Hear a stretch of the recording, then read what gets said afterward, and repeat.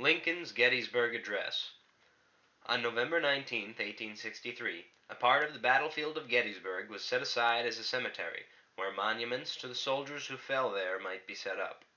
The main oration was delivered by Edward Everett, at the conclusion of which Lincoln dedicated the field in this most pregnant and eloquent of his utterances. 87 years ago, our fathers brought forth on this continent a new nation, conceived in liberty, and dedicated to the proposition that all men are created equal. Now we are engaged in a great civil war, testing whether that nation, or any nation, so conceived and so dedicated, can long endure. We are met on a great battlefield of that war. We have come to dedicate a portion of that field as a final resting place for those who here gave their lives that that nation might live. It is altogether fitting and proper that we should do this. But in a larger sense, we cannot dedicate, we cannot consecrate, we cannot hallow this ground.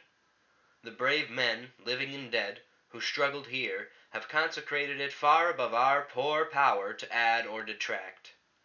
The world will little note nor long remember what we say here, but it can never forget what they did here.